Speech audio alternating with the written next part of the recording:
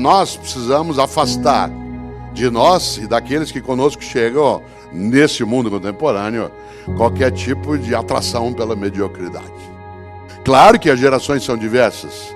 Claro que hoje nós temos, por exemplo, uma nova geração que está com 18, 20 anos de idade, que tem algo incrível, um encantamento pelo passado. Tanto que eles vão buscar. Eu uso barba sem tirar faz 42 anos. Eu estou na moda.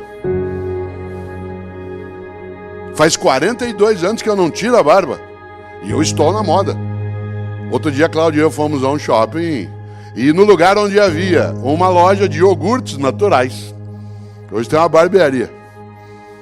Barbearia, aquela inclusive do lado de fora, com aqueles símbolos antigos que ficavam girando, onde se oferece fazer a barba com toalha, navalha, uma coisa de mafioso. Não a loja, mas o princípio histórico do cinema. E a gente, você já imaginou? Uma parte da nova geração decidiu ser contemporânea além de nós e decidiu fazer algo para mostrar como nós somos ultrapassados, que foi fazer cerveja artesanal. Séculos a humanidade passou para ter uma cerveja gelada no freezer. Pronta, porque você vai lá e abre. Não, ele vai mostrar que você é antigo e aí ele faz cerveja em casa. Ele e um grupo de amigos. Demora, vence logo, acaba cedo, é amarga. Mas você é velho. Você compra cerveja. Você já imaginou? Que coisa maluca. Você vai a um restaurante hoje em São Paulo almoçar, depois que teu menino ou menina fizer o exame, e você vai a um restaurante que é sofisticado, já imaginou? Você vai almoçar daqui a pouco, e você vai procurar um lugar. E o restaurante será tanto mais contemporâneo, e portanto mais avançado, ele será quase hipster, se ele tiver o cardápio escrito com giz numa lousa. Num mundo de eclosão, de tecnologia, de mundo digital, de LEDs, a modernidade é chegada por meio de uma lousa com giz. Eu estou dizendo isso por uma razão. Porque a gente precisa cautela para tomar conclusões apressadas em relação ao que nós temos de fazer.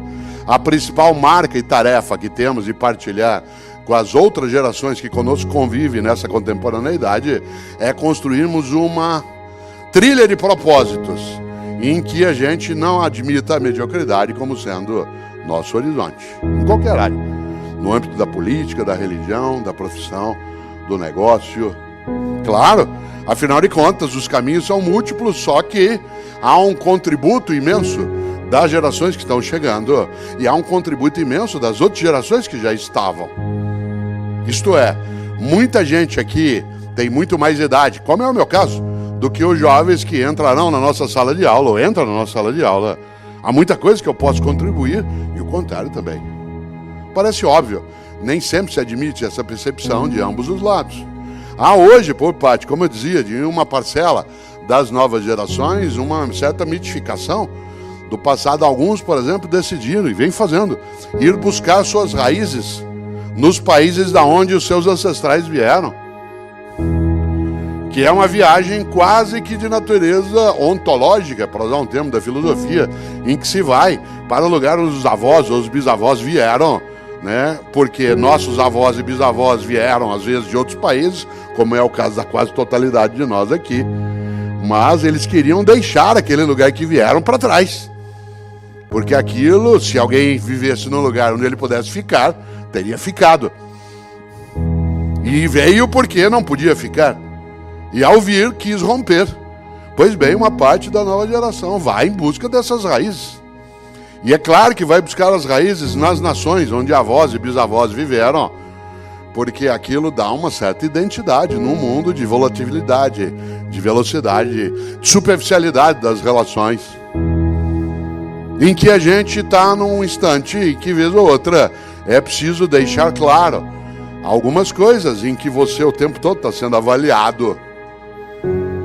Eu, essa semana, aliás, anteontem, em relação a um dos meus filhos, por conta até de um debate que tivemos de natureza profissional, eu tive que lembrar ele algo que às vezes ele esquece. E eu também não posso esquecer disso em relação a ele.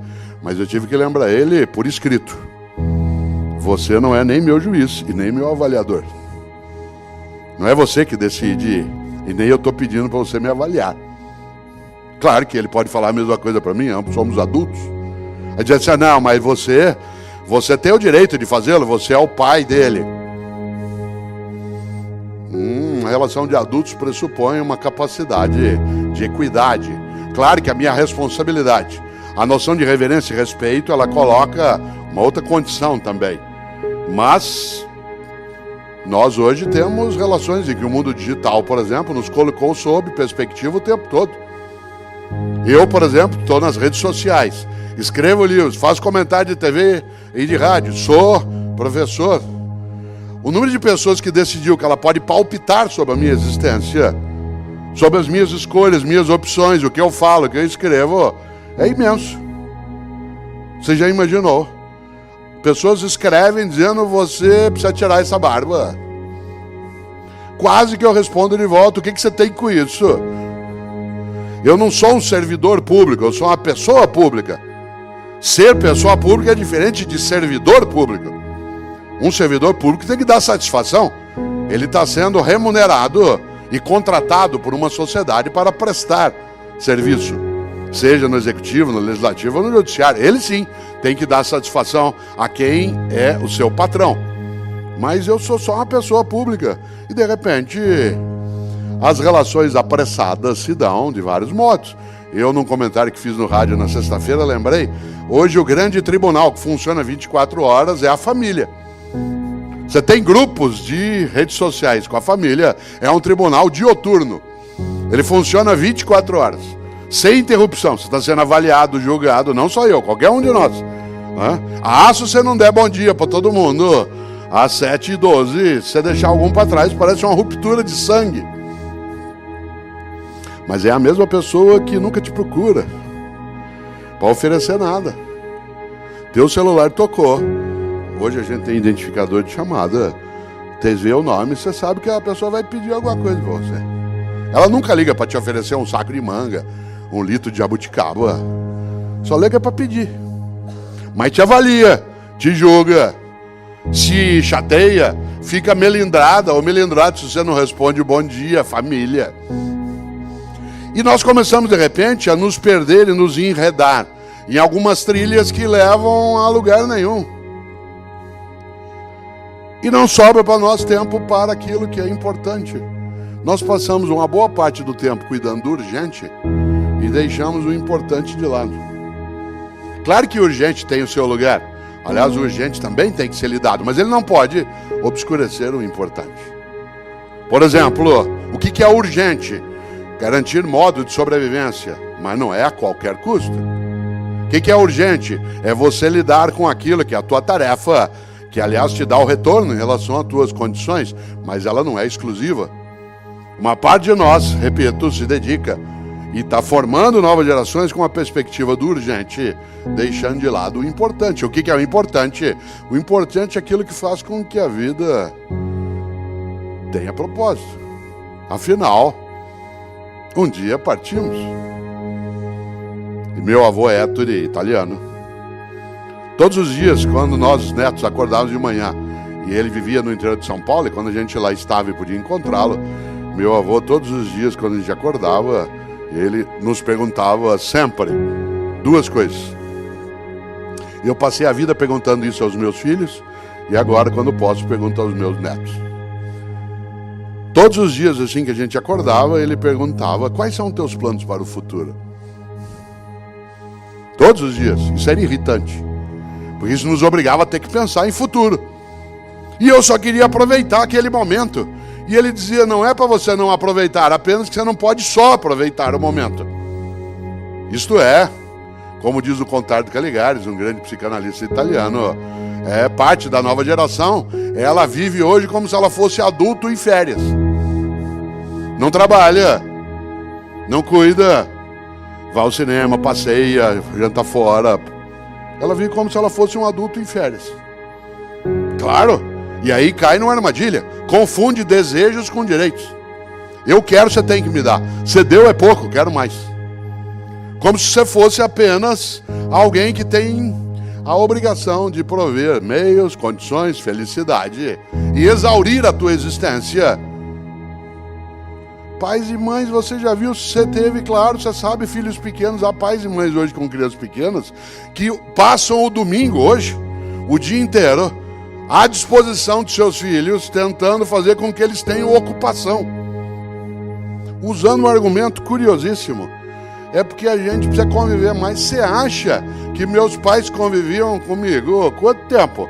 Nas refeições, que foi o que a gente tirou fora. Em outros momentos. No resto do tempo, a gente queria a distância de adulto. Aliás, era assim que a gente se divertia. Na ausência de adulto, e não com adulto comigo. Hoje, você vai, por exemplo, a um buffet infantil, e lá existe uma figura que é necessária até, mas que é inacreditável no século XXI, chamado animador de crianças. Uma geração que precisa de animador, tendo 10 anos de idade, está com algum tipo de distúrbio.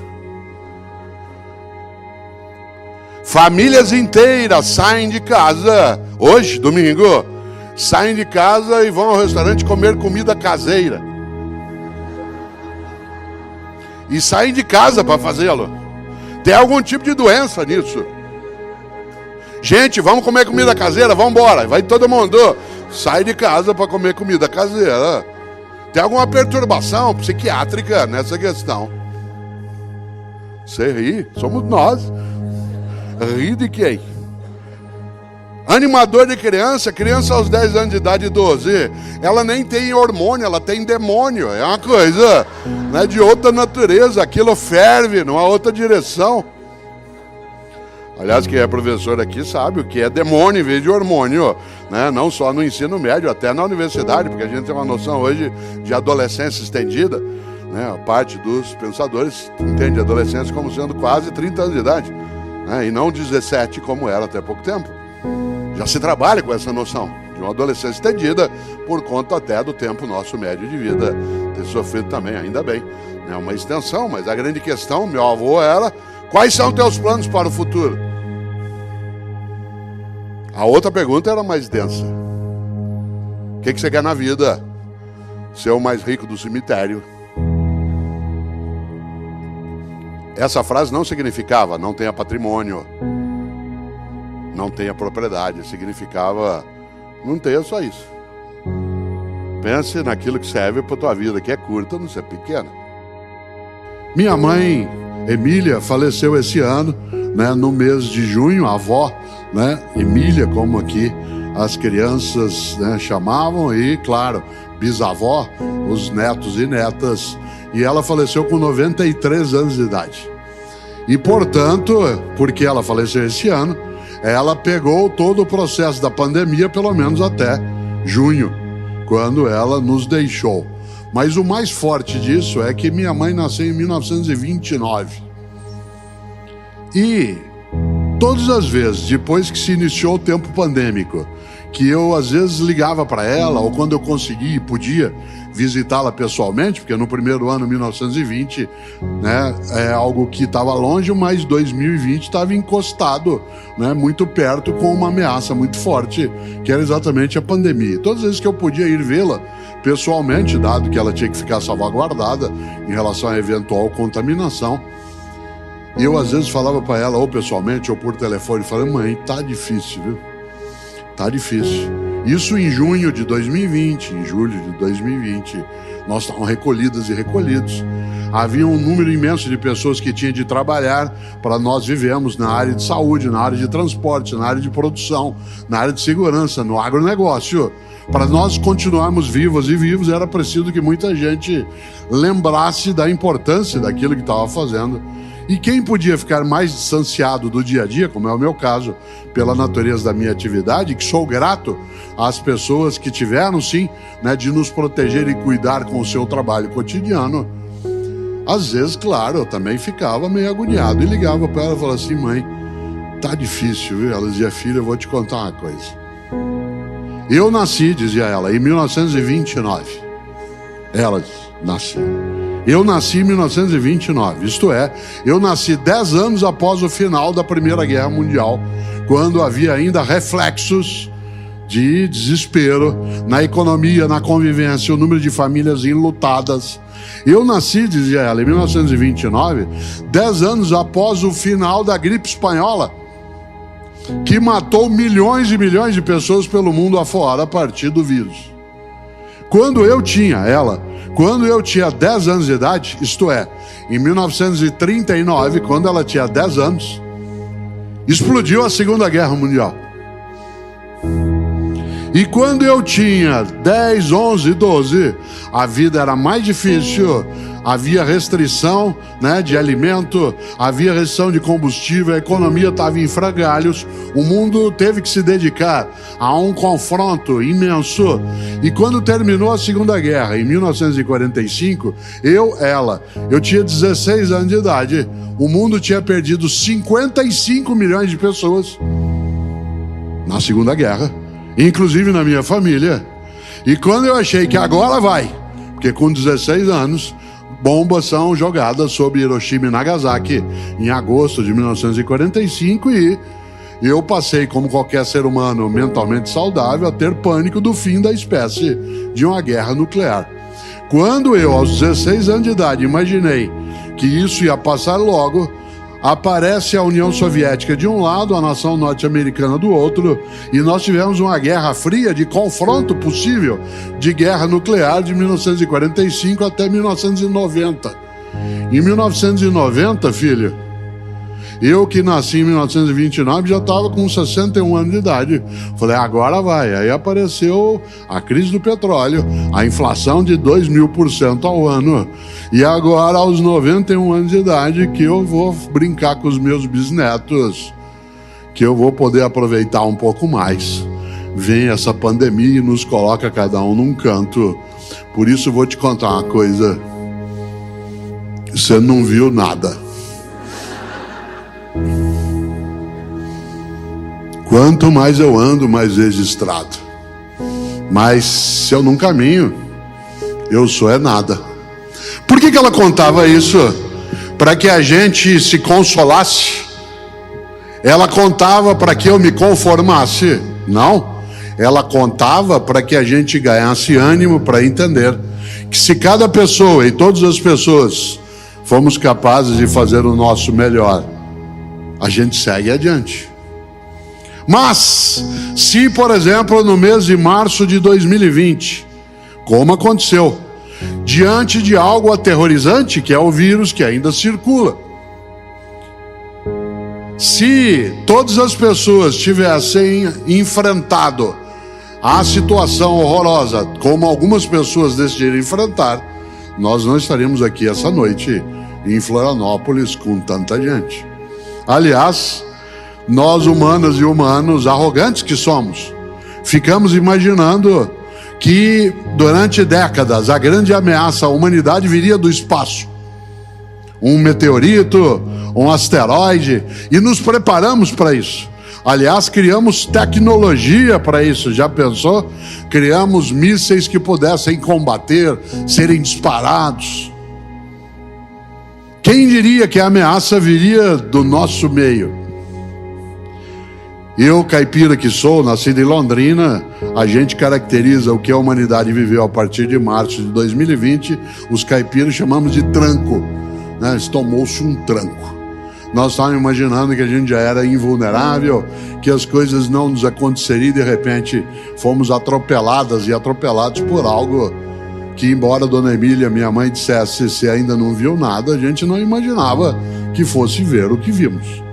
Aliás, nessa hora, é claro, quando do início do momento pandêmico mais denso, quando nós não entendíamos direito como fazer, usa máscara, não usa máscara, deixa a máscara para quem é da área de saúde, e se ele vai para casa, quem atuar no campo da saúde pode contaminar a família, e se não vai para casa, um grupo de pessoas começou a olhar tudo aquilo e dizer, o que eu posso fazer? Uma parte das pessoas, ao olhar a dificuldade, a agonia, o desespero, disse, o que eu posso fazer? Com reticências, com 3 pontinhos. Ainda bem que uma parte das pessoas, em vez de usar a frase com reticências, com 3 pontinhos, decidiu nela colocar um ponto de interrogação. E no lugar de dizer o que eu posso fazer, a questão se tornou questão e foi o que é que eu posso fazer? Isto é, o que é que está ao meu alcance que seja feito? Uma coisa é você e eu, fácil uma dificuldade, dizermos o que eu posso fazer? De modo desalentado, desanimado, de modo fraquejado. Outra coisa é apresentar-se de maneira disponível e dizer o que eu posso fazer? Isto é, cá estou. Para a tua sorte, para a minha, centenas e centenas de pessoas nesse país e fora daqui se dispuseram a não desistir, a ir buscar, a nos cuidar, a procurar aquilo que é a atenção de saúde. E quando se dizia, Cortella, não tem como fazer uma vacina em menos de 10 anos, nunca nós fizemos uma estrutura vacinal em menos de uma década. Um grupo de homens e mulheres em vários lugares do planeta foi atrás. E cá estamos. Várias pereceram, ficaram pelo caminho. Pessoas que vários momentos quiseram desistir. A gente lembra da cena, gente encostada, sentada no chão de hospitais. O desespero de outras pessoas que não conseguiam respirar em vários lugares. E nós cá estamos essa noite com centenas e centenas aqui, sabe por quê? Porque ainda bem que na humanidade há muita gente que acha que se alguma coisa tem de ser feita, então que ela seja bem feita.